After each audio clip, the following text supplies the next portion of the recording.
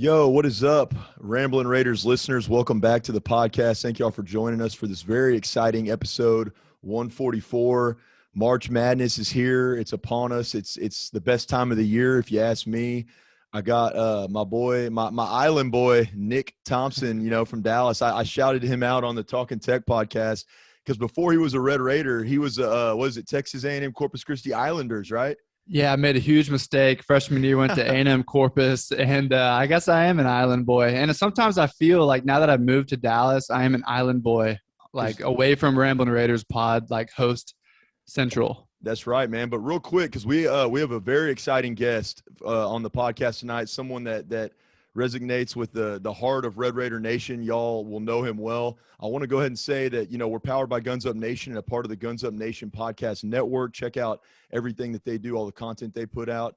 If you haven't already, guys, be sure to join our second annual Ramblin Raiders Tournament Challenge group. We're up to about 120 submissions so far. So, the top three finishers of whoever picks the best brackets, those top three, you're going to have a shot at winning a Texas Tech jersey, a $50 gift card to Red Raider Outfitters, or some Texas Tech playing cards featuring, I think one of them actually features our guests that we have on this podcast right now. So that should get your heart rate up, get you excited for what's about to happen here. But, you can find that link on Instagram at Ramblin Raiders, Twitter at Ramblin Raiders, or our Facebook page is Ramblin Raiders Podcast. I put the link to our tournament challenge across all of our social media platforms. So y'all be sure to check it out. And then lastly, we are hosting a watch party. Unfortunately, Nick won't be able to attend, but Lane and I, hot take specialist, hot takes with Laney Cakes, him and I will be hosting a watch party with the Houston alumni, Texas Tech Houston Alumni Association at Memorial Trail Ice House this Friday at 12:45 for Tech's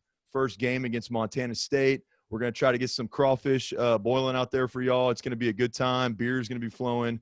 Good vibes only. And like I said, we're partnering with the Texas Tech Alumni Association as we've done in the past. We're undefeated at Memorial Trail Ice House. We have not lost all year. So by that account, I'm watching we're going to do a watch party every single game if that's what it takes to win a natty. But without further ado, guys, I want to get into the main content here. Like I said, we're extremely blessed and grateful to have the man. And you know how we do it on this podcast. I always do first name and kind of a hype nickname, middle name, last name. So we have Norense, the man. I'm not even going to say the myth because he's just the legend and the GOAT of crowd hyping shotguns, Odiase, with us tonight. Norense, what's up, dude? We're so happy to have you on the pod, man. What's up? Nah, thank you guys so much for having me. That was an awesome intro, and I'm happy to be here. Whenever I was fortunate to do this opportunity, you hit me up. I jumped on it. So no, thank you for having me. Yeah, absolutely, man. Well, we want to go ahead and kind of get right into this. The way we typically do, whenever we bring a guest on, is we like, especially previous players that have graduated and are going on, in their professional careers. We always like to ask kind of an update, what have you been up to? Just sort of here's where I'm at right now. For all of our followers, I know they'd be very interested to know what's going on with you lately. Yeah, currently, literally, I just got a hotel in Grand Rapids, Michigan. I'm playing for Charlotte Hornets affiliate in Greensboro Swarm.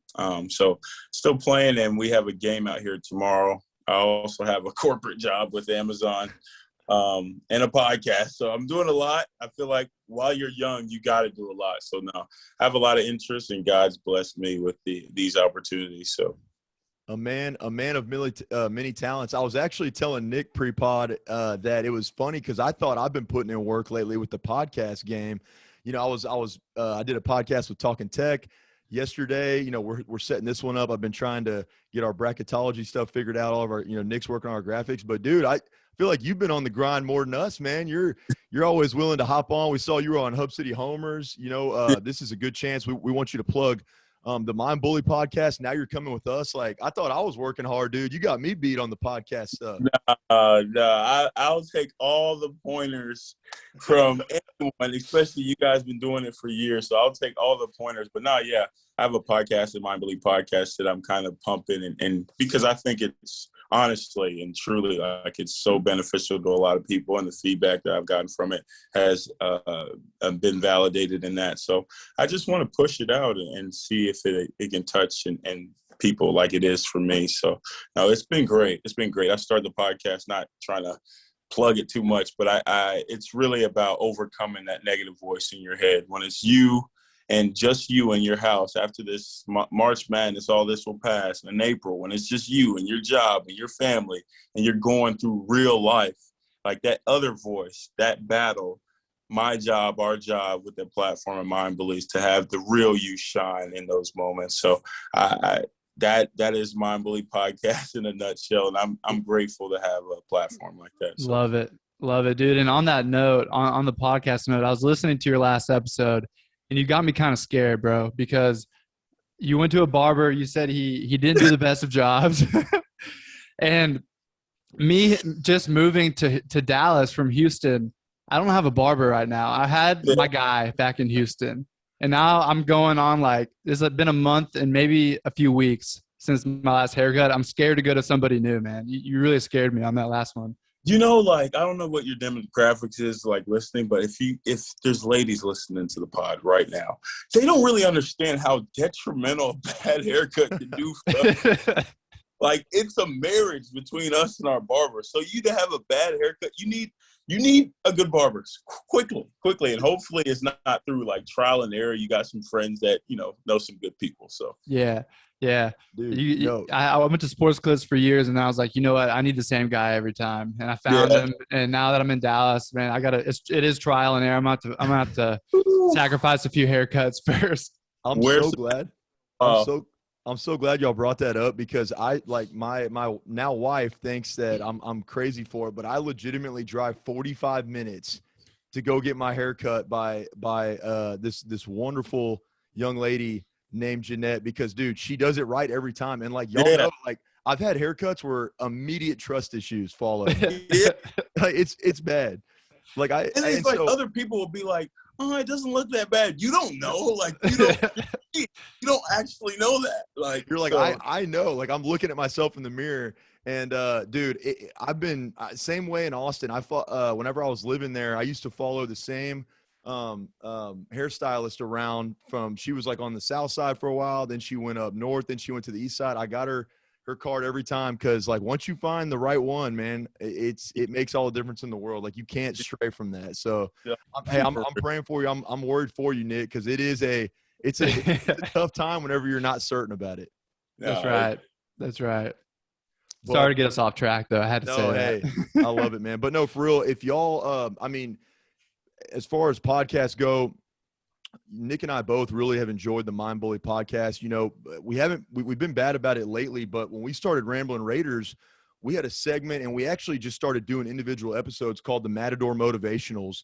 And that was always my favorite part, because people really do, have these, all of us, right? We have these real life struggles away from Texas Tech, away from sports. We're all fanatics. We love, we're passionate about that, but there's just day-to-day things that can really stifle you and kind of mitigate your success or hold you back, when in reality, all you need is that person to tell you, hey, man, I'm struggling with the same thing. Like, this is how you get through it. This is how you push through that ceiling, those difficult times. And so I think what Norense is doing with Mind Bully Podcast is truly something that's exceptional, and I highly recommend. I love listening to it.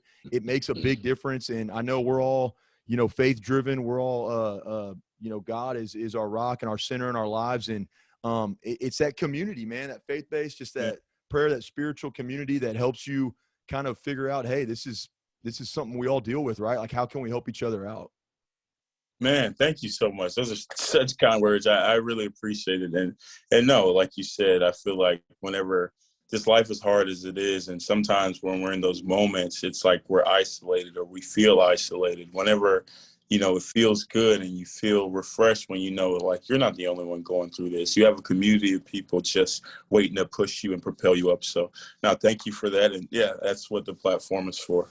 Well, hey, it's a great podcast. And one thing you'll learn about Nick and I is we're just ultimate hype men, man. Whether it's Mind Bully Podcast, Texas Tech basketball, like we love to like hype up hype up our own, man. And so, yeah, I love dude, it. everybody go check it out for real. Go follow and check out everything Norense is doing with the Mind Bully podcast.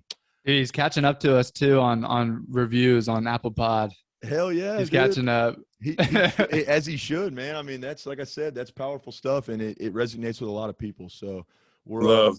Thank you so much. That's love. I appreciate it. Absolutely, man. We're always willing to plug and promote the things that we believe in, and we definitely believe in you and in Mind Bully podcast. So moving forward, guys, before we can sit here and hype each other up all day, and we'd be happy to do so. But I know that our listeners are going to want to hear a little bit about the reason for the season, right? We are March Madness. It's here. It's the greatest. I'll argue it's the greatest event in the sporting community, the sporting world. Maybe the World Cup will rival it a little bit, but like, I love March Madness. It's just so much fun. It's great all around. As a couple of questions we have, and that our listeners want to hear, I think from you, Norense, is as we get ready to, get to the first round, and then hopefully the round of 32. This team, has been so successful. They've 18-0 at home, right? They've broken records. I think most wins by a first-year head coach in the history of the program.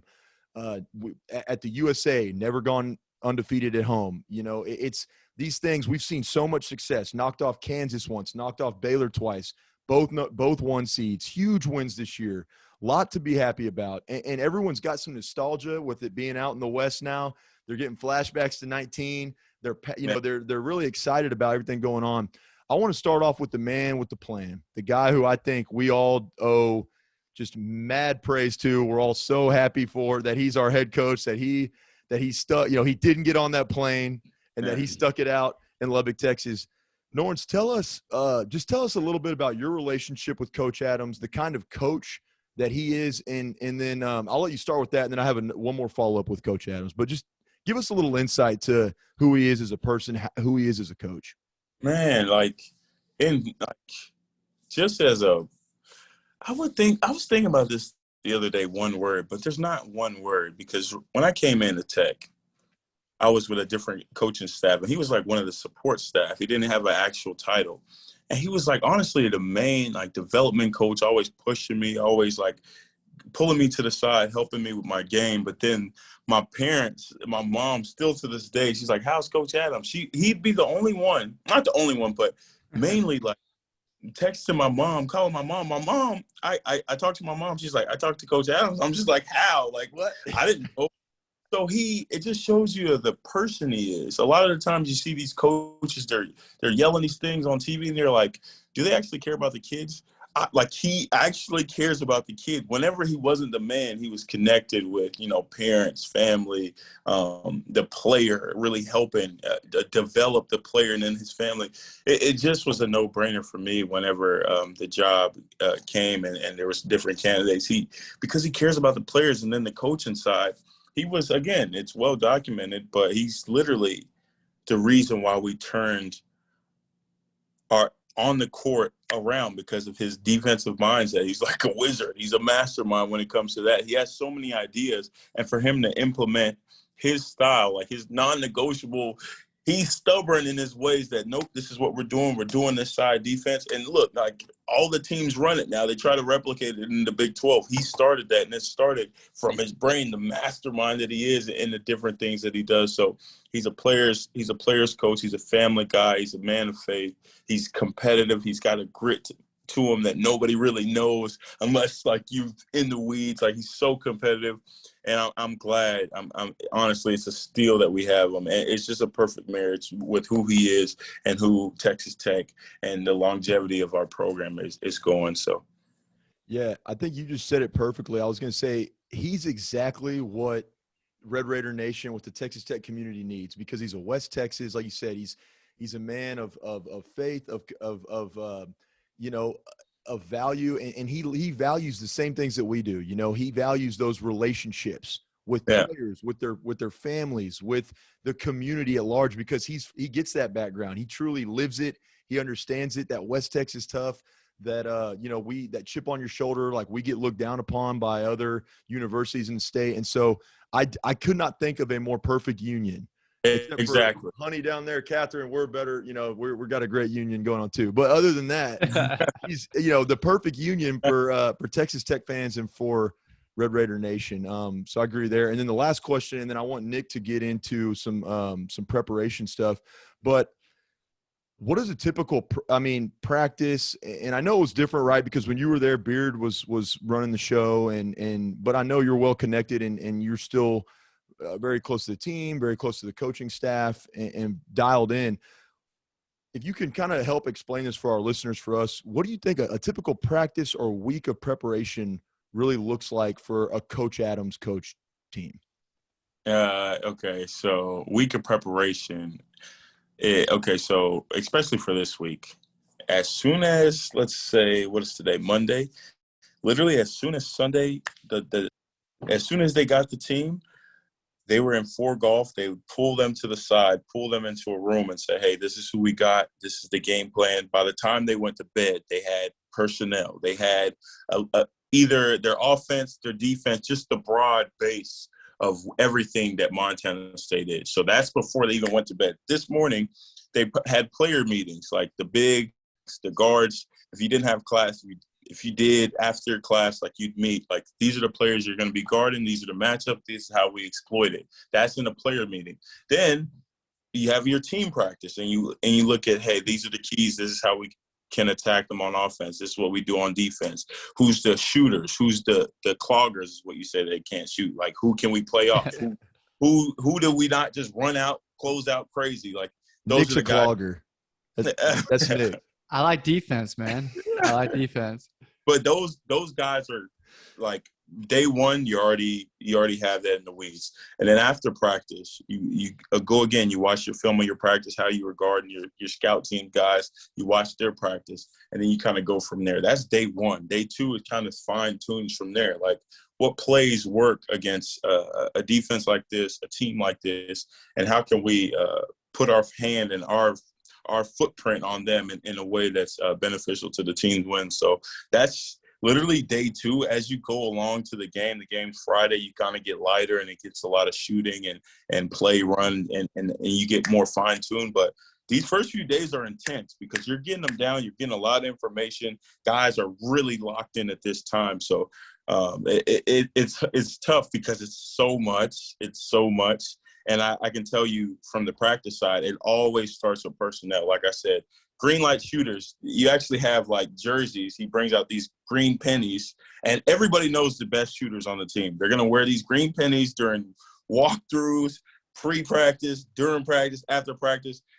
The managers and stuff who's the green light, they might just sleep with the green pennies. Like everybody knows who's the shooters are. So they wear the shooters. And then the best player might have like a red penny. So you guys, everybody knows like who's the guys on their team. And then it goes from there and how to play them. So that's a rundown of kind of a quick rundown of how it is. Mm-hmm. But there's going on, especially as you know, this time of year. So yeah. Sounds like a lot of preparation and a lot of thought and reps goes into it week to week. But NCAA tournament's a little different, right? Obviously, you have kind of back-to-back games, if you will, in a weekend tournament-style play. We just saw 3 back-to-back games in the Big 12 tournament. Norense, leading up to the NCAA tournament, how does that preparation change, and what goes into place when you're getting ready for the big dance? Leading up to the big, okay, so I'll say this. At the end of the year, you always want to be rolling. Like the idea is like get our stuff down packed. Like what we do has to be to a T. So even the last few games of the Big 12, it's like us. We have to be fine-tuned on what we do because, again, like you say, when you get into the big tournament, you don't know who you're playing. So you have to be the best at what you do. Luckily, we ended up the number one defense in the country for the year. So, I mean, on that front, we're rolling. But on the offensive end is the thing, and guys are getting back healthy and gelling, that type of stuff. But really, the idea here is going into the tournament, you want to be still gelling and still clicking on every single thing that you're doing. Okay, this play, this is our go-to play, and then if this doesn't work against this team, what plays does it work? Late shot clock, what plays after timeouts, your ATOs, right when we get into the second half. Those type of things are fine-tuned. Okay, out of bounds defense, are we like those type of things are to a T. So it's very structured and it's very like unique to ourselves because we're getting our kind of go-to. So if that makes sense, it's really fine-tuned everything that we've done this year, regardless of the opponent. So the guys are staying ready. Mm-hmm. Yeah, it's really nice to see that, and it's true the saying that defense travels, right? Because obviously you game plan against certain guys more than others, right? You got the green pennies, you got the red penny for the best player, game plan against those guys. But in tournament play, I mean, you can pretty much just throw your defense out there, keep them out of the middle, and call it a day, more or less.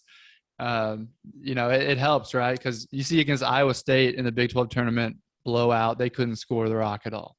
Next day, we didn't get to really prep for OU very much, but, a little bit tougher of a game because you couldn't game plan as much, for OU in that. What makes it so good, and that's why it's genius to put it in because it's aggressive. Everything that we want to do is aggressive.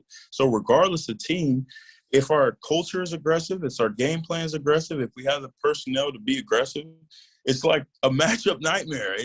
It's hard to prepare for that. Like I said, they're preparing for us like we're preparing for them. So we're wearing the green pennies and the red pennies and all this. How are they going to duplicate 6'5", 6'6", 6'8", switch it? You can't duplicate that. I don't care if you have the walk-on all-stars, the best PAs and managers in the country. You cannot replicate that in your practice. So that's what gives us the edge and is allowing us to still have the number one defense in the country when everybody knows what we're doing.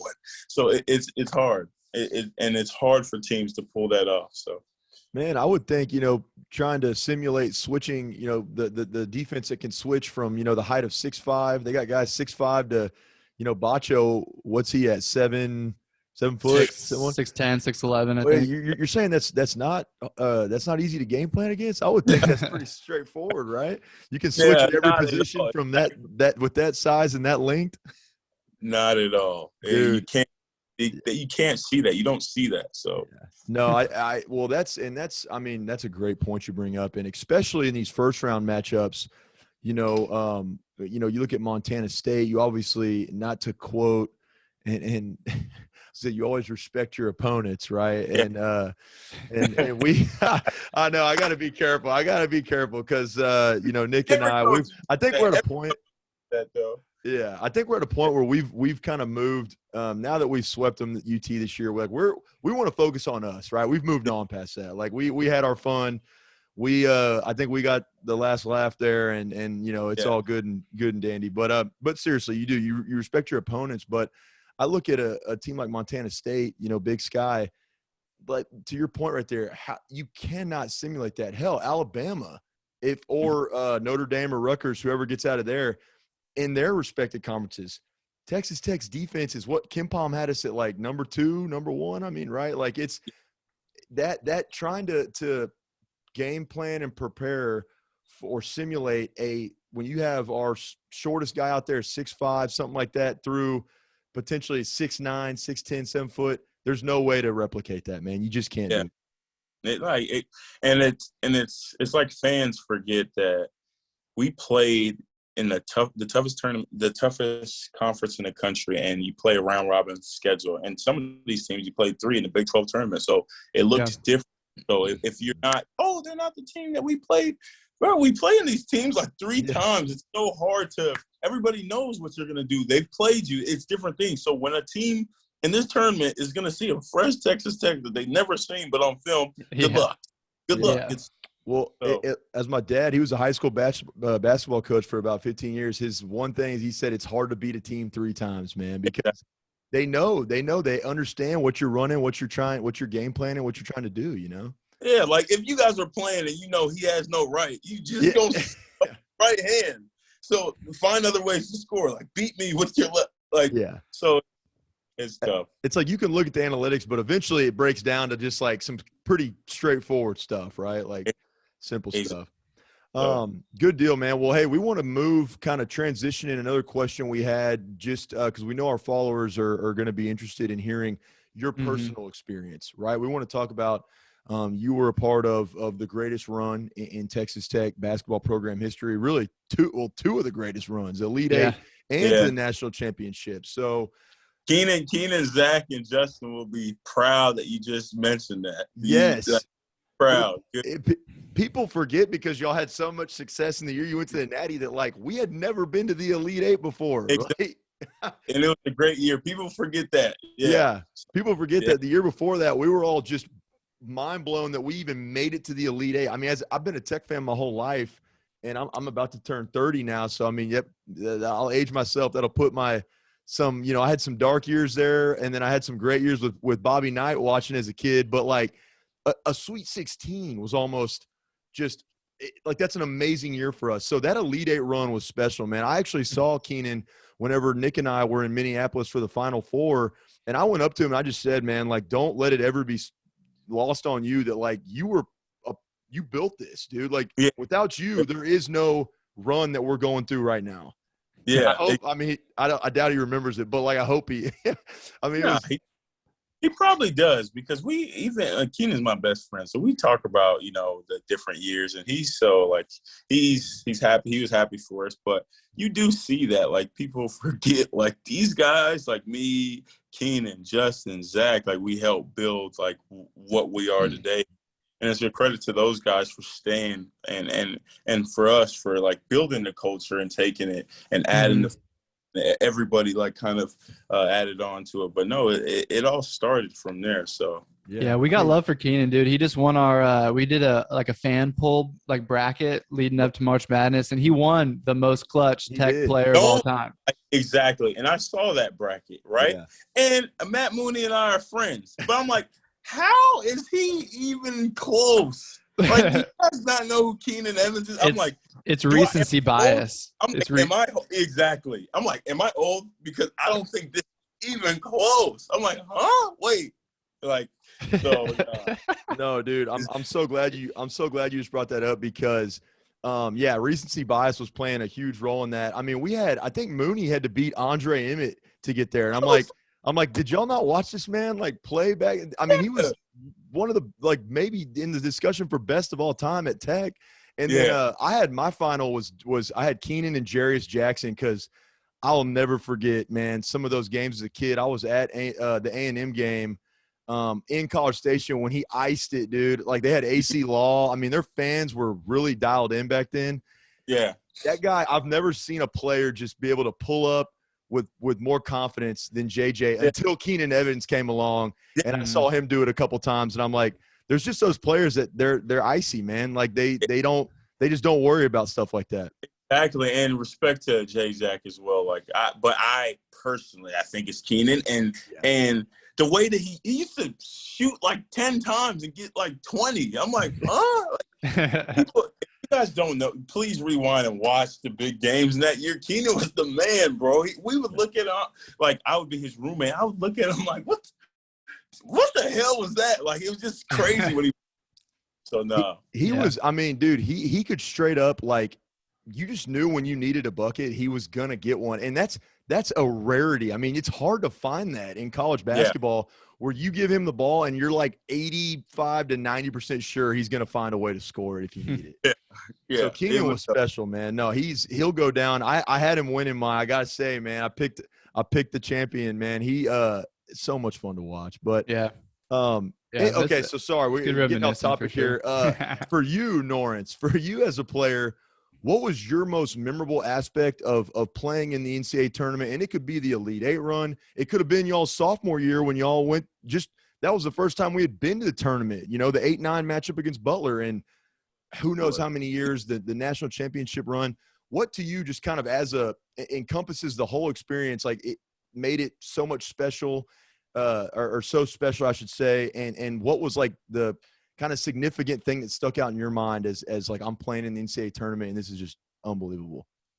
Oh, man, that's a great question because there's so many moments. Obviously, I'd have to say 2019 year, the Final Four year. It's just everything surrounding and I'm kind of torn because, like, when I was in it and you're there, you see all the Tech fans, you see a sea of red. Like, it's a Final Four team. You'd see, like, you think there's different pockets of different teams. I saw all red. I'm friends with Jared Harper on Auburn. He was like, nah, y'all pulled up. Your fans were crazy. So the fans being on the court, we're in a football stadium. And like, we had a practice. And it's just, we felt like rock stars. So there's that part. Like, you're on the locker room, in the court, like you're getting pulled up in golf carts. They're taking you different places. And you're just like, wait, have I made it? Like, this is crazy. You name it. Every press was there.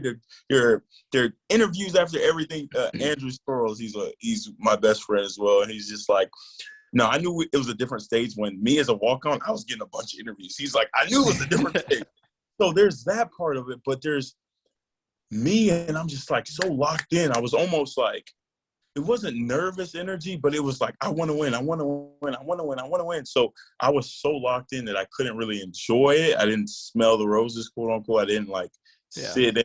But I think the real moment is like tip off. I'm looking around.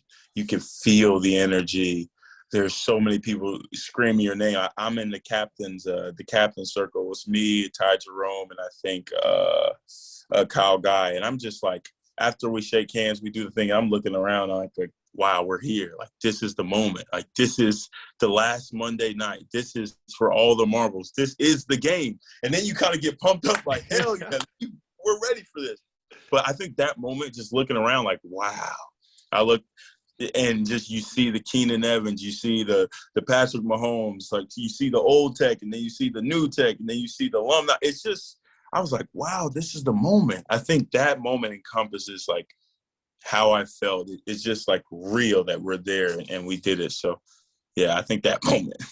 I can only imagine, man, because that was like, I mean, as a fan, being there, and I wasn't at Nick and I weren't at the Monday night, game against against Virginia for the Natty, but we were at the game against Michigan State in the Final Four, and I mean, you could cut the energy with a knife. It was so palpable, dude. Like as a Tech fan, my whole life, I've never been in a situation, and I've seen some great Tech games. I've been, at UT Stadium in football when we had Cliff as our coach with Shimanak and we beat them there. Like, there's been some really just surprising victories. Like I said, that Jay Jackson buzzer beater against A&M, but like that moment, I mean, I can't even begin to fathom what that was like as a player, because as a fan, even like I was anxious as hell. Like, it was just like great, man. It was awesome.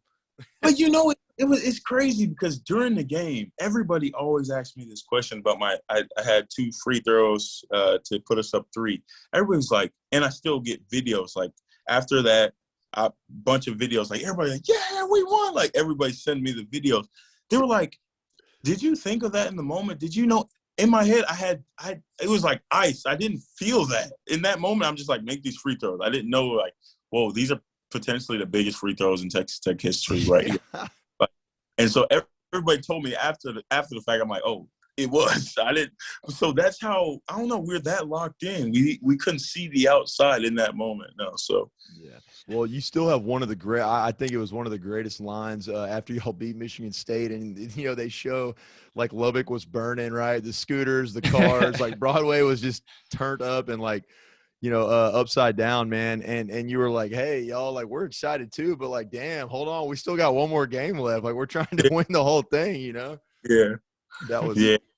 I even part of me wishes I wasn't like that, because I enjoyed it. Don't get me wrong, but I just was so, I was so locked in, like, took the phones. Like, I was serious. Like, no, take the phones. Nobody has their phones at night, because you could feel all that. Like, obviously, we're humans. You're gonna buy into this and buy in. Oh, we hadn't done anything yet in my mind. So I'm like, nope, take the phones. There's a story, I think it's well documented, when Beard took us to get ice cream like 2 nights before Michigan State, and I blew up. Like, we had a team meeting, and I was just going off. We don't do this. We've never done this. Why are we switching it up? Like, because I guess he thought we were too tense, and I'm like, no, hell no, let's lock in. I was just going crazy. Maybe I was tripping, but I was so in on winning for our team and our city, and maybe it was too much, but yeah. That's how. Well, honestly, I love that because you know what that is fifth year senior. That's senior leadership on the team, right? Leading the squad, and to bring it back to this year, we have that again, right? We have that senior leadership again that can make those kind of runs, that can keep the team in line and keep the mindset towards the goal. And so I love that too. Seeing that back at 19 with you doing that and a few others, like I could see it again this year too. Yeah, that's why I'm so excited to watch them play, because you have guys like Bryson. He's going back to Cali where he's from. I know he's going to be amped. Oh, and yeah. Yeah, just having senior leadership and having guys that came to Tech for this moment. So, it's a different feel. It's like, oh, hell yeah, we're ready. And they've already played as a team, and you've seen the cohesion in their unit before. So it's like, it's not guys that are going to be scared of the moment or guys that's going to be like, all right, it's my moment. No, it's like, it's our moment and we're here. So there's a different level that's not even X and O's. You can't script it. It's the mindset and the will and the mentality that they're going to bring to the game that you can't script. These guys waited for this moment, and the moment is here. So I'm excited to watch them. Well, I think to your point too, man, part of, you're saying, I didn't know if I was too locked in. I think that was that y'all had a team full of senior leaders and full of guys that were so locked in. I think that was, a complimented y'all and really attributed to your success, right? Like, I know it's like we always speculate when we go back on certain like big high, points in our lives and things like that. But for y'all, to me, it seemed like that mindset, that focus that y'all had, the fact that you were so locked in, what, like I said, attributed to the successful run that y'all had, man. And so as fans, we were loving it. We were like, these guys, I mean, we're confident in y'all because we know you're confident in yourselves, and you're dialed the hell in. Like, you're not, like you said, like no ice cream. We don't do this cupcake shit. Like, we get together and we focus on the task at hand, right? And so we're hoping that team this year has that same, they have fun with it, right? Obviously you're having fun. You're in the tourney, but like that same mindset of like, we're winners and we want to get this done because we know that we can get it done. Yeah, exactly. And it's the discipline, like you said, it's the discipline, the leadership that gets us there. Like, yeah, we're excited. Yeah, our fans are excited, but we're the ones that play this game. We have to be super hyper-focused into this. The fans should be excited, party, because that's what they do. Yeah, it should be. Us that we're playing, no, we should be a different level of locked in. So, no, I think those guys will be ready with the seniors leading and kind of the guys that's been there, the Kevin McCullers that they know how it was there, and they know like how disciplined and how locked in we were then. Now it's time again to duplicate that. So. Well, let me ask you this. So, like, in your opinion, now that we're talking about the team, some of our personnel, we've touched on Coach Adams and his philosophies a little bit. Looking back at the season, in your opinion, what is this team's greatest strength? I know obviously we know the defense is lights out, right, and it's going to travel, and I've said it all year. I think it's held true for the most part. This team isn't going to get blown out. Like, if we lose, it's going to be a damn good game. Like, it's going to be close because that's just the way they play defense. Even when you got a team like Oklahoma on the road, for example, where Gibson started getting super hot, we still had moments where we were keeping it tight and we had a chance, right? So I think the defense is going to help us either succeed, or if we end up dropping one, which I'm not even going to that's not going to happen because I'm not going to let that manifest in the universe. It would still be a close outing, right? So what do you think this team's greatest kind of strength and their greatest assets going into the tourney are? And on the adverse side of that, what do you think our biggest weakness kind of late has been, and what could potentially hinder us in the tournament? Biggest strength, I think, obviously defense, but depth. I mean, you have guys, six to seven guys average 10 or more, right around that 10 mark. I mean, you look at other teams, I think that's either top 3 in the country, like something crazy. And you have those guys that all play defense, that all are together, that all are close-knit unit. No guy is selfish. No guy is trying to get his. So you have those guys, anybody can do it. That's so hard to game plan that. That's one. 2 is just the length. Like, even our team, we didn't have that length that could move, that could switch defensively like that. That's so tough to guard, like to play against. It wears you down when you have a guy that everybody can grab it off the rim, bring it up themselves. Playmakers, like guys that can get into actions themselves, 1 through 5. It's tough. That is so tough to guard. So I say depth And just length is our biggest strength. Our weaknesses are just turnovers, man. Lately, it's been turnovers. And I know it's our playmaker, it's kind of been Kevin, and we've been without Kevin. So it's kind of like not dysfunctional, but it hasn't been to the same point as earlier in the season. But turnovers, I feel like, God forbid, if we turn the ball over at a high rate in a tournament game where you're supposed to be locked in and you're playing teams, every team that's great, that is your kryptonite. That could beat you. But turnovers, and I think, I don't know, obviously our defense, but selfishly, it's like a speedy, super fast guard that can run the offense. I think that may give us some trouble. But I think the big thing here is the turnovers and kind of just the lack of sometimes getting into our actions offensively quicker and not just like relying on Bryson. Like, yes, he's a great player, but damn, he's one person. He's not Superman. Keep going. Push the pace. That's our one thing that we have to keep going. Like I said, we have size, we have athleticism, we have guys that can push it and bring it off. Okay, go. Because that's hard to go against 40 minutes, guys just going. If you kind of slow up and wait and give it to Bryson, that gives them time to relax and regroup. So our strength can be our biggest weakness at sometimes, guys just not knowing, like, he's good, let me pull it out. No, go. So, yeah. You saw it. Honestly, you saw Kansas doing that against us in the championship game, in the Big 12 tournament, right? They were pushing the pace. They'd get the rebound, find the outlet, and run it up the court. Don't let Tech's defense get settled in and play half-court defense. So if we could do that against teams, that makes our offense all the better. Yeah, we literally can. Go. We get out and train. Then you see a TJ come alive. Then you see guys are like, oh, TJ. No, because we're not pushing the pace. Then you see those guys come alive, throwing lobs, that's our game. So it's refreshing to hear you say that, because I started to think I was crazy on our podcast. The last one I did with my brother, who's a contributor to the Ramblin Raiders with Nick and I was sitting there going, I feel like we don't push pace enough, man. We have the guards, the size, the athleticism, the physicality. And I get like turnovers. I mean, I was saying that talking with the Talking Tech guys, turnovers has been a huge hindrance. I think Mark Adams said, we want to be in the Coach Adams was saying we want to be in the range of like 7, 8, 9 turnovers a game. That's it. We've been averaging like 14, 15. We've been turning over a lot. But damn, man, with how good our defense is, like, right, you got Malik Wilson out there, one of the best on-ball defenders I've ever seen in my life, dude.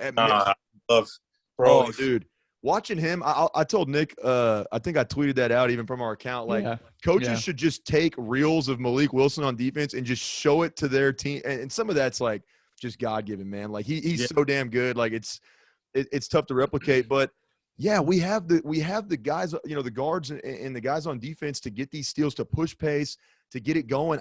Again, I'm not in the locker room. I'm not in the meetings and everything. But I'm glad to hear you say that, because I've been saying it. And I'm like, I can't be crazy. I feel like this has to be like something that could work for us.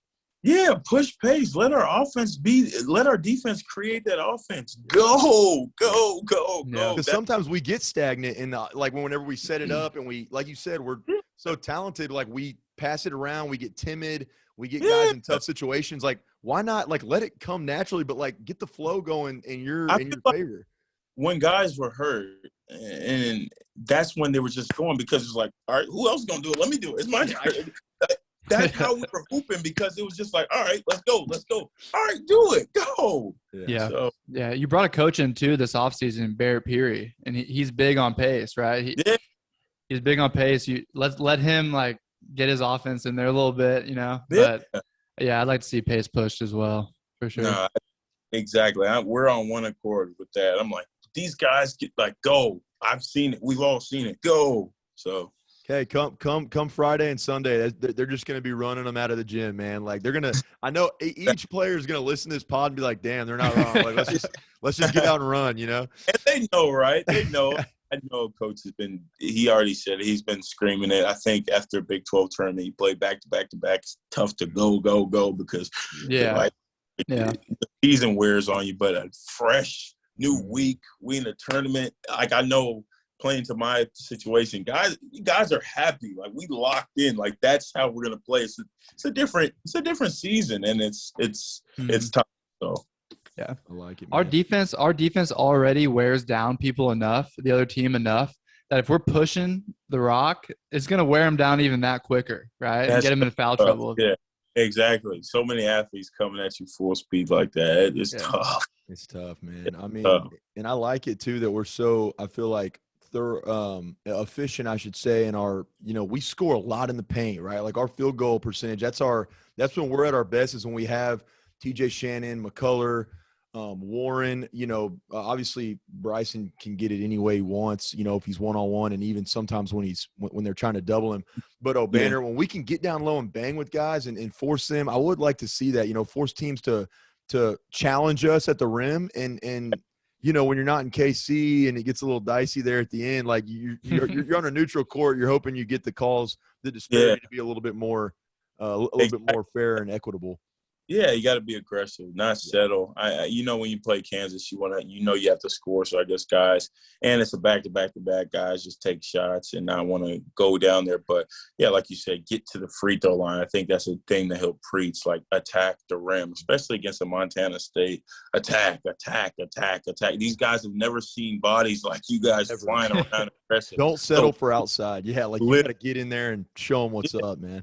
Like control the game, make your stamp on the game with aggressive early. I feel like I don't want to ramble, but I feel like against the Kansas game, we would start our offense at damn near half court, and that's hard to play against. Start your offense, set screens by the 3-point line, get downhill, get in the paint. That's how you do it. And I feel like guys were tired. That's how I knew it was fatigue, because it's like, make your stamp on the game. Be the more aggressive team from the jump by doing those things. You can be aggressive on offense by starting lower, setting screens, and that type of stuff helps your offense as well. So, well, hey, don't feel bad about rambling, man, because you're on the Ramblin Raiders podcast, baby. So that's all we do.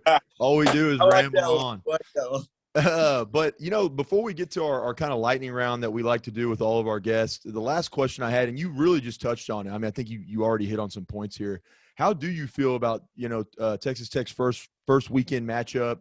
Kind of in your opinion, what's going to be the difference maker in getting this team to weekend 2, facing Montana State, and then, like I said earlier, potentially it'd be either, I guess, Notre Dame, Rutgers, or Alabama's the I guess the favorite more than likely there. What do you think Tech's got to? What's the difference maker? What do we do to succeed in weekend 1 to get to weekend 2? And how do you feel about the matchups, just kind of off face value? Off face value, I looked at them once, not gonna lie, last night. I think a bunch of the team, they can shoot threes. Their 3-point percentage is pretty high, a couple of the guys. But again, like, it's all about us. It's about us. They have great teams. They have a good team, but you have guys like us that are battle tested. They came for this moment, that has been through adversity through the season, through injuries, through coming off a loss of a Big 12 tournament title. When you have guys with the best defense in the country, you're kind of ready for this moment. So again, it's all about us. Make sure our defense is up to par. I know he's harping no turnovers. So harping that, pushing the pace, being the more aggressive team, and making our stamp on the game, pushing the pace. It's about us this first game, and I think if we come out like us, we'll definitely be victorious. But it's about us and being a more aggressive team and holding them and stopping them from the actions that they want to run as well. So, well, I might get in some trouble for saying this, because our followers on Twitter are very good about keeping us humble. But I'll admit, and I said this on our podcast that we put out today, the line for this game, for the first game, Montana State, Texas Tech, started at 16.5. And I told people I'd hammer that. I'd go big on it too, man. Heavy unit, because like you said earlier, I just don't believe Montana State. I believe they played one P5 team in Colorado, took them to OT, like that was back in November, but they've never seen the athletes, the players, just the speed, the tenacity, the physicality of what they're about to come up against in Texas Tech. And so I made a joke. I tweeted something out there, which I'm sure like all 1,000 or, maybe not even that much, all 500 Montana State fans will come. They'll come find me after the game if the biggest miracle happens. But I said 16.5, hammer it and go like big time on it. Yeah. What was the joke that you told? Oh, I just said like it was 16.5 was like, light work, man. Like that's Yeah. the easiest. Yeah, that's the easiest bet of the week or something like that. So, and I truly believe that. I think, to your point again, fresh off a Big 12 loss, I don't believe we've lost to, and I forgot to look this up because I made this comment on with Talking Tech the other day. I don't think we've lost back-to-back games all year. Like after we lose, we come out and we win, man. I mean, this team, they do not lose 2 in a row. And Yep. so I think they're going to be hungry as hell. They're going to be excited, to be in the obviously March Madness NCAA tournament. But we lose to Kansas. They got that bitter taste in their mouth. They're going to want to take their vengeance out on a poor Montana State. Had to be the one, man. Exactly. Poor Montana State has to get this type of Tech that's coming off a tough loss, a Big 12 title that's finally has everything going and gelling. And yeah, and it got real seniors that are here for that moment that are just like rabid dogs that like unleashed, like, trust me. And poor Montana State for this moment for sure, but good season, guys. Yeah. I went back and looked at that tweet. It was I said, Texas Tech 16.5, too easy, man. Too easy. So for all our sports bettors out there, man, I love it. I think this team's really going to dominate in that first game. And then I think, we're going to look to be pretty good against whether it's Bama or I like Rutgers, to be honest, over Notre Dame. Either of those teams, man, I mean, they can get hot, but our defense is going to be the difference maker to me. So this is my favorite team since our year. Like I see fans on Twitter and I'm so confident. It's not even the Texas Tech guy maybe because other Texas Tech teams, I'm like, yeah, I've won them, but like, I was more kind of seeing like, okay, this is going to be tough. With this team, I'm not going to lie, I'm so confident in this team. It's not weird, but it's just like I'm so confident in this team. Like we have our full team. We're healthy. We have our Kevin's back to help our offense. Our defense is there. Guys are ready for this moment. Again, it's a different mindset when you get into this side of the season. I'm super confident in this team. I think, honestly, you can beat anybody in the country. So, yeah, I think y'all's team had some things, that were three-point shooting, y'all's interior defense. I think there were some things that you could look at and say, they were better in this regard. But what you mentioned earlier is something that Nick and I have discussed on the pod and brought up before. The ability, the guard play that we have and the ability to switch at every position and just everybody out there can guard damn near almost anyone. That was something I've never seen a Texas Tech team with that caliber of ability to switch on ball, man. I mean, it's truly like they should, this is going to go in the history books, man. Like it's insane. No, I think our defensive rating is still better, but their defense again, like I think to your point, I think they're better as far as like switching guard play much longer than we were.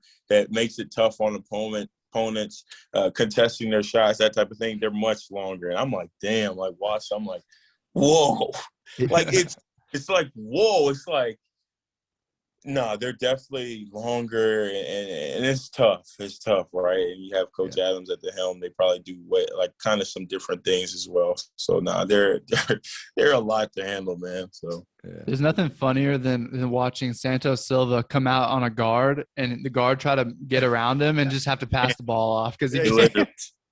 He's like, what the hell? This guy's 6'8" or 6'7". I can't even like get an edge on him, man. He's quick. Credit Coach Adams, man. We all got to be able to guard it. Marcus as well as Bryson, as well as Bacho, man. I'm like, please, dude, the game, bro. Bacho is a pro, please. Oh, bro. And Bacho's got 3 more years. Yeah, bro. Him and I love Malik. I love Malik. He'll get better offensively as well, but I'm like, please put him in the game. Dude, Malik, we could go an hour on how much I love Malik Wilson's defense. But let's go ahead, our last little bit here, because I know we want to respect your time, Norense, and we appreciate you being on here. We saved the best for last, man. This is one of our favorite things to do. I know Nick will confirm, with all the guests that we bring on our podcast, it's our lightning round where we just kind of throw out some, favorite spots to hang, restaurants, stuff like that. It really, I feel like kind of it's got that it brings back that nostalgia factor with anyone who ever went to Texas Tech when they were there. What were the hot spots? What was the best memories, best places on campus, just all that kind of stuff. It's a walk down memory lane. So I'll start us off, Nick, and we can just rotate here. But when you were lightning round question one here, Norense, when you were at Texas Tech, when you were in Lubbock, what was your favorite place to chill? And it could be, now you're removed, it's all good. So it's like it could be on campus, it could be a bar, it could be the USA, it could be whatever. What was your favorite place you'd say hanging out and just chilling out with your friends? It was church. Church in the gym. Hey, me too. It was conference. Conference was pretty good when it was still there, but it was the library, specifically our last few years, all the guys, we'd always be at the library, be packed. And it's kind of like a camaraderie builder. And at Capstone Cottages, we throw house parties at the end. So wherever we could have music, obviously girls, obviously college drinks, friends, vibes, camaraderie, all in one place. That's where we were at, and our last years we did it at our house. But no, it was the library and a conference. Nick, we didn't go to conference at all, did we? Man, that's my fun. That's the best answer we've ever gotten and it's funny because my first year, I believe was your first year, Norense. I got there in 2014, and Jackson had been there maybe 1.5 years before that. 1 year, yeah. And I was still a minor. I was still 20, I think, or 19. And conference was the spot. For sure. All right, bro. Even you'd start the day, probably Saturday nights, you start at the house with the boys, maybe drinking. Then you go to a tailgate. Then you go to the game during the Pat era, and the game was sold out crazy. It's going crazy. Because hopefully now, obviously, McGuire, he's the man. It's going to be just like that. But then, started to be less, but when Pat era, everybody was there, rowdy. Then after that, you probably take a little break. You get something to eat at. I used to go to what was that chicken spot right there? I think it was Golden Chick. Oh yeah, yeah. And then you go out to the conference and that perfect Saturday, especially after a win. That was a perfect Saturday. Hey, I was 22, 23, no shame, baby. I loved conference, man. It was. Yeah. It was just the spot to be, dude. I loved it. And you won't remember this, Norense, because you were and I feel like we're past the statute of limitations, so I can now say this where no one's gonna get in trouble here. But I believe this was, and I'm gonna again age myself, your freshman or sophomore year at conference. And I remember I was always such a big fan of the football team, basketball team. I knew all the players. And I was like, man, here's Norense, he's chilling kind of over by the dance floor, one of these tables or whatever. I was like, I'm going to get that guy a beer. And I just walked up and I was like, hey, man, I love that you're on the team, man. You guys are going to do big things. Said some, spiel. Like I said, I'm the ultimate hype man, right? Had to start a podcast later in life. And I was like, dude, you don't have to take this by means, but if you want, here's a Coors Light with your name on it. And you were like, yeah, I got you, man. Here. Really? Awesome, bro. And back then you wouldn't recognize me.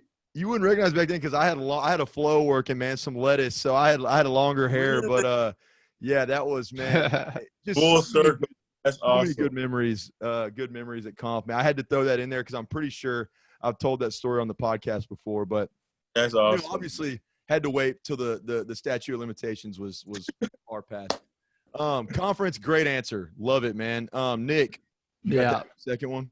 Yeah, conference did have food, I think, occasionally. But what was your favorite place to eat in Lubbock? Oh, man, that's a great question, bro. Let me think. Favorite food spot? It's probably going to be a boring one, man. The Raising Cane's right there was a good addition, man. It was a great addition. But I think there was something else.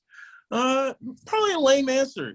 I remember, I went my freshman year, 2014. It was me. I'm very close with the football players, Jashawn Johnson, who was close. I was close with him. Dakota Allen, Pat Mahomes, like we'd all, and so like the dorms, Murray Hall, we'd be there in the summers. They had like these good like chicken wings. That's what I remember, where you can make your own style. Like Yeah. Yes, dude. girl in there whipping it up too. So I sound boring, but that was the spot. And even when when students came and like during the summer we did orientation, you see different people, and like the orientation lunches were in I think even Stangl Murdo. Those are kind of the little hangout spots where guys peep and like, okay, I see what's like that time was a little different. So yeah. Dude. Wait, okay, say it again because I always forget. Where was the make your own wings at? Was that at That was at Murray. That was at Murray. That's right. But in the summer, they had like also like food options in Stangl Murdo where we'd have like Red Raider orientation, and like the prospective students would come in and like we kind of like they'd have their lunch and the athletes would be there like peeping. It's just. Dude, I was trying to remember that because me, Lane, and Nick would go over there, and my mom would every semester like put some of those Raider bucks. I guess you could put them on your tuition.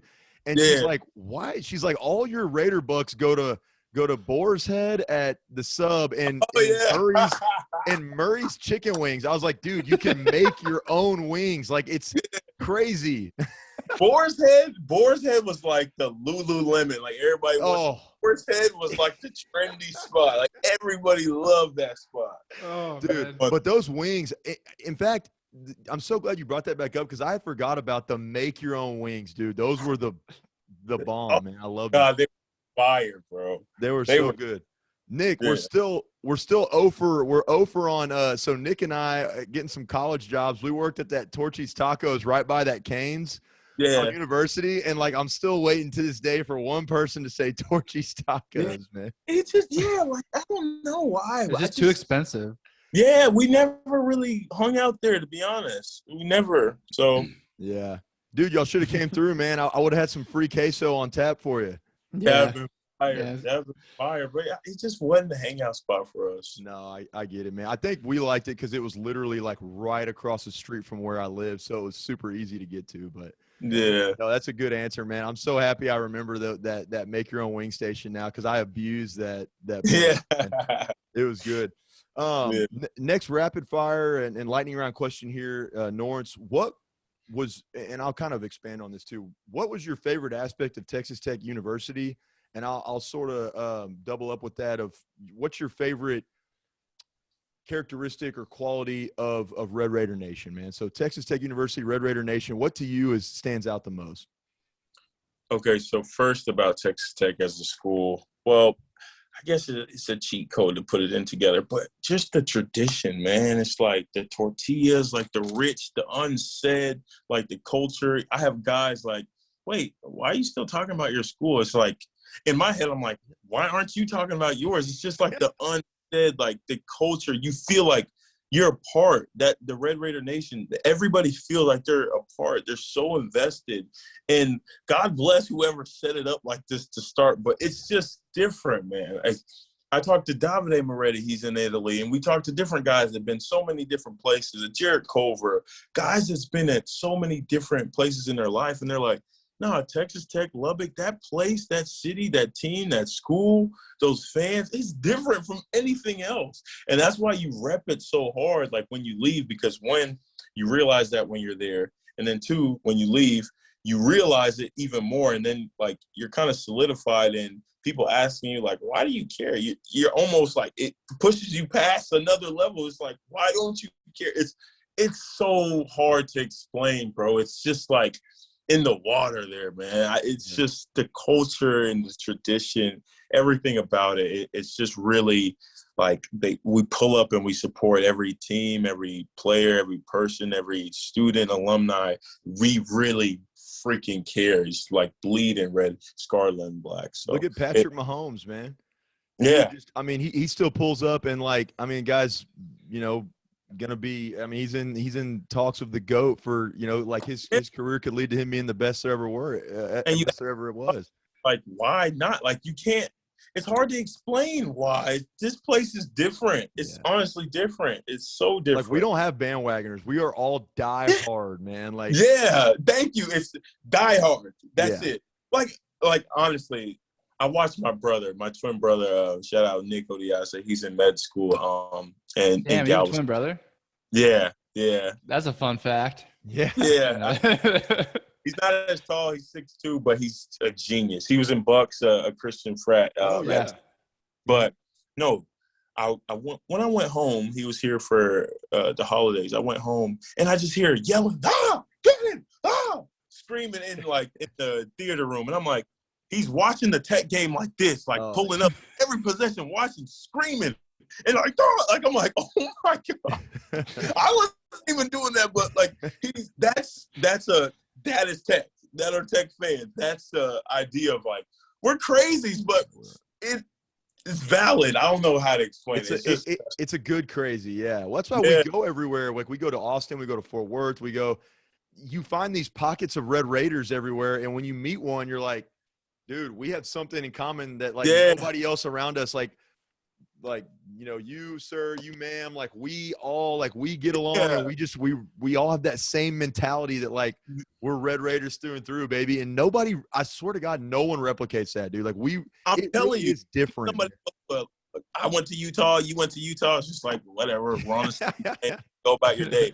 You went to Tech? What the heck? You went to Tech? Oh, come take me out. Like it's different. It's different. I've never met a Red Raider that like I wasn't instantly best friends with. Like you're like, holy hell, like I love you, you know? Yeah, exactly. It's awesome, man. It's unique. Nick, and actually one of these on here was who's the most clutch player to ever do it at Texas Tech. You already answered that one earlier. Keenan. Keenan. I agree. Hell yeah. That is my guy. Like when I saw the polls, I was like, "Are you guys serious?" It's Keenan. Literally Keenan. That's awesome. Is he still playing in Israel? Is that where he's playing? Mm-hmm. He's at the NBA over there. Like that's EuroLeague. That's the league. That's the team. Like one of the better teams in the world, Maccabi Tel Aviv. So I'm so proud that he got that and that he's doing well. So he's there. He's having a blast too. So good deal. Man. Glad to hear that. Yeah. Nick, I think we got the last one here, man. Yes, sir. Yeah. The last question here on the lightning round that hasn't really turned out to be lightning quick. It's been a fun one though.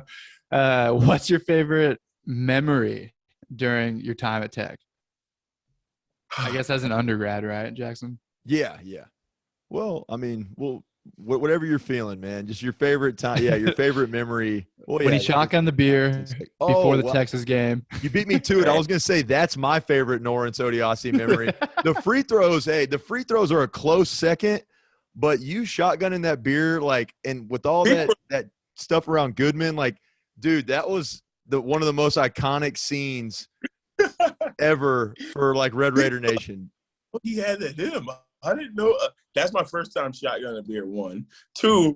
It's just like for the moment they hand you a beer, you're up there, you're lit, like you're happy. I'm like, why not try it, right? What the heck? It was crazy, man. But my favorite moment. That's such a great question. I don't know, and I have a blessed memory. Thank you, God, but I can't. Hold on. My favorite memory. Was walking across the stage, shaking Scubanek's hand. It can be late night, like making the late night chicken wings in Murray over the Final Four run, like because that's what I mean. I think it's a fair comparison. The Final Four one's easy. I'm not gonna say that, but I think this is probably a lame answer, but when I saw like the tide turn and I saw like the initial like court stormings, like I remember. My sophomore year, I broke my foot, but this isn't why I was out. I think I was like very sick. I was very, very, very sick. And shout out to Chris Williams. He's a trainer. He's one of my closer friends. And so before the game, he was trying to poke me with an IV. They were trying for so long. I was pissed because they're poking me everywhere. They poked me in my thigh, my foot. They couldn't poke me to give me fluids. So I got rushed to the ER. I got rushed to the hospital because I was like sick. And we played Iowa State that night. And like I'm there, I finally get fluids and I'm watching the game through this small TV. I'm like, oh, like it's when Iowa State had like Monte Morris, Niang, like they were the team. So I'm watching like, oh my God. And I'm feeling better. I'm like, wait, can I actually make this game? Can I make the game? Can I get there? And so I made them hurry up, finish the bag. I started slapping the bag of 5 people bag. So I ended up running to the game. I obviously couldn't play, but like I was on the sideline. And I think I caught like the last 2 possessions. And man, I saw the fans. We all stormed the court. We like went crazy. Like, and I was there, like just coming off of my damn near deathbed to that moment and just seeing like the tide turn of Tech, like, wow. And then we'd storm the court against, I think, Texas that year. And we see like just the fans and just the city turn and everybody invested in basketball, just seeing that initially and to where we went. I think those are like my moments where that was like a highlight moment and where I can say, wow, I can actually see the trajectory where we're going and it's getting there. And I think those were like the initial fun moments for me personally. I think that's a great answer, man. Electric answer there, because I mean, Nick and I were there, and Nick, I don't know, did you have 1 year with Beard or were you Tubby Smith the whole way? Cause when I was there, it was during the years of, my senior year. Cause y'all, no. Y'all went with Tubby Smith to your sophomore year, right? Yep. Attorney. That's right. So that was my last year at Tech. So to see, and I was on campus for those years, but just even the program starting to be revitalized those years with Tubby Smith, I mean, making sure there was good fan engagement and interacting with students like me in the sub. And like, it was so cool. And I'm like, damn, this is awesome. Like, our basketball program's coming back. And then to see where it went, I mean, yeah, man, that transformation was like unworldly, dude. It was incredible. It was fun. It was a fun time to even be a part of it. You look at where it is now, you're like, wow. And it's just like, you're just thankful because you know, like that thing that you like were there for and you created with, Tubby and the guys from the past, and you're kind of building it, that it took off and it went somewhere and it's being carried now. It's really exciting to watch. We never want to leave a place and it just turned back to the past, but you want to leave a place better than you found it. And I think that from us to the Todrick Coachers to the Jay Crockett's to even the Luke Adams, I feel like Clark and those guys kind of good leaders for us, and we took it to this level, and our guys are going to take it to a different stage this year. So Clark and Luke just wanted to dominate in low hoop, man. They just came out there and started wrecking fools. Yeah, they were initially the guys that got us into the little parties and stuff like that. So no, those were our vets for sure. No, man, that's this has been awesome, dude. I know we could sit here, I feel like, and chop it up all night, man. This has been kind of surreal for me and Nick, dude. We were in college at the same time as you were, but we've admired you, watched you develop, and really, man, just I feel like I'm like a dad here or something, but like just kind of grow into this, like, I mean, you're such an icon at Texas Tech. You were such a great player, but even afterwards, man, I'd say even a better ambassador for the school with the Mind Boy podcast. Like, I mean, you're everything that makes us proud to be Texas Tech alumni when we have a leader in you that represents our university and our brand so well. So this has been great, man. I know, and I want to, again, be respectful of your time. So we'll go ahead and cut it off here in a sec, but this has been awesome, Norense. We really appreciate you coming on. Well, appreciate your kind words. Seriously, I'm just Norense to me, but no, I'm so thankful to be on here, to meet you guys, to speak with you guys. I feel like what you're doing here with the Ramblin Raiders podcast and something that just pouring on the Tech, being like the guys to kind of push it from years, not just when we're good, just from years where we're starting to now. It's special when you have actual real fans behind the mic and not just, jumping on the bandwagon, real people, real fans, really invested. I think it's special what you guys are doing.